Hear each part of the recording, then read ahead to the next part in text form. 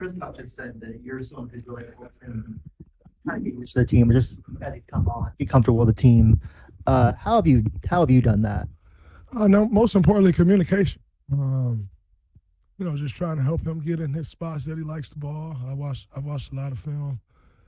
I'm just, trying to figure out where his comfort zone is. Does he like shooting right? Does he like shooting left? A bunch of different things. And then also just, I don't know, be normal, got to get to know people. And so I think that's most important is when you walk in every day, you speak. You see how someone's doing, all of those things. But just from a basketball perspective, I just try to help him out offensively and defensively, understand the things that we do and try to get him up to speed as fast as we can. Point late, we're closing with you, Guy, Al, and Kristaps. And, even tonight, it was just like a lot bigger lineups. How much are you enjoying that switch up? Yeah. I love it. It's great. As having more size, and we'll get more and more comfortable with it. It's still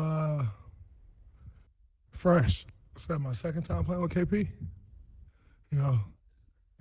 Oh, this is the second game. All right, so, we'll get better and better and figure out more and more. But, I think when you have more size out there, you're just able to cover up more. You're able to cover up more mistakes. And so, and then it closes gaps as well when you have more length. So, I like it. Including one late for a dunk. How useful could that type of action be to your offense? Very useful, especially when Steph's out there because he's going to take two people out to play. And so when you can get those advantages, as we create those advantages, people will help more and more. And it's either a quick swing or DHOs, and so trying to read all of those things. Just try to find ways to get us some easier buckets.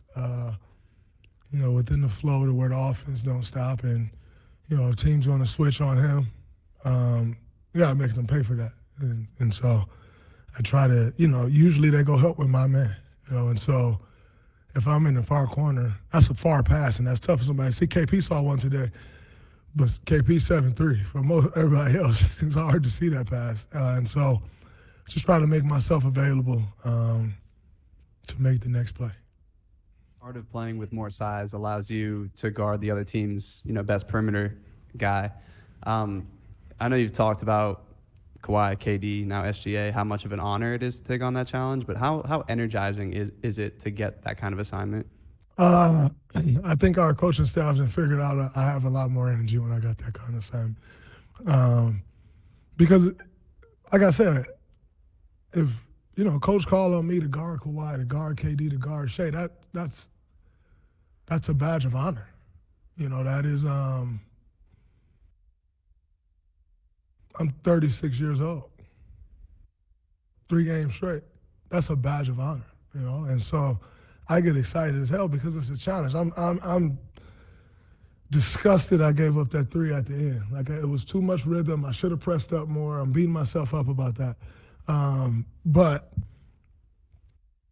to draw those responsibilities at this point in my career is amazing, and it energizes me a lot because number one, my team need me to handle that matchup.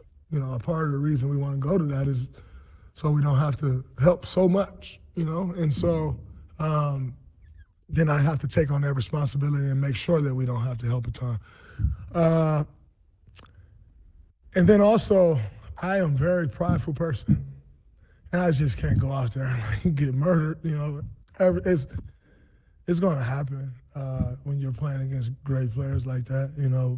But at the same time, for me, I just can't go lay down. I can't go out there and feel like it's easy. And so, it like I said the other night, it brings the best out of you when you're guarding guys like that. I was telling them on the bench, man, the moment you think you can relax on Shea, he going downhill. And so it's been fun guarding three of the best scorers we have in this league.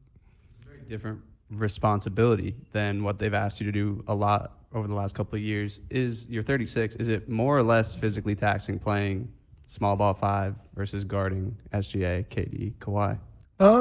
It's different. Small ball 5 is taxing. But it's a different challenge, right? Like small ball 5, you're absorbing all of the force of the offense at all times, right? Like somebody come downhill, you got to be the primary help guy, You got to be the guy to set the paint. You got to be the guy to set the box outs, and so that's kind of the challenge of the small ball 5. And then rebounding. If I'm at the 5, we're a lot smaller elsewhere, and so that's more the challenge at the 5.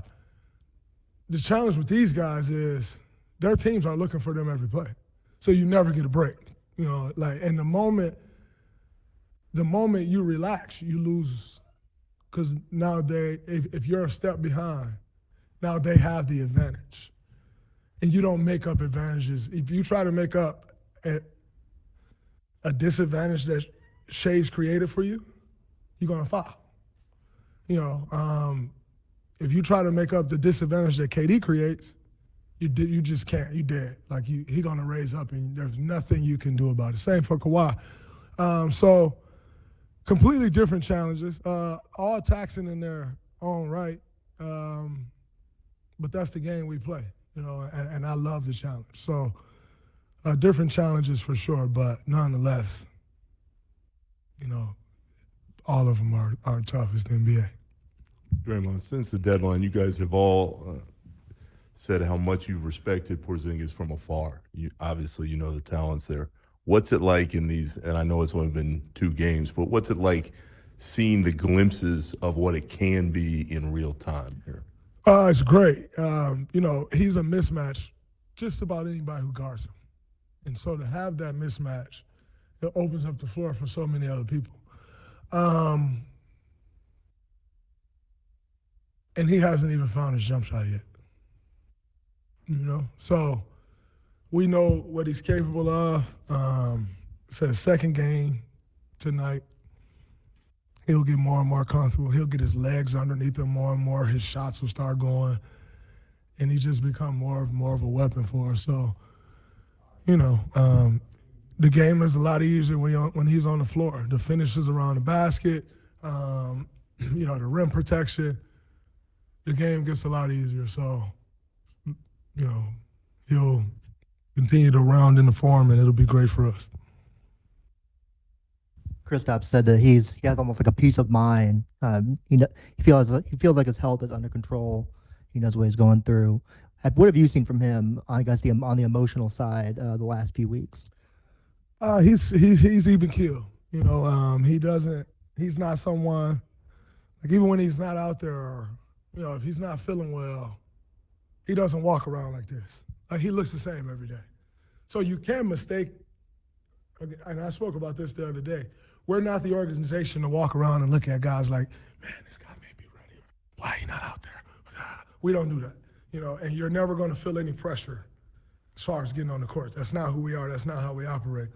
But in saying that, he's not a guy that walks around and wants you to see he's not feeling well. Walk in with the same attitude every day, upbeat, same spirit, and you can appreciate that.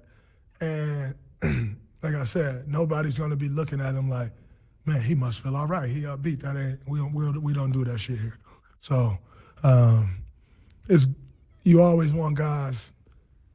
Some guys, I'm not, but some guys even kill because they set different tones in the locker room every day. Buddy Hill was like that. Obviously more funny, but always even kill. And so KP's been like that. And no matter what's going on with him, same upbeat spirit every day, and you can appreciate that.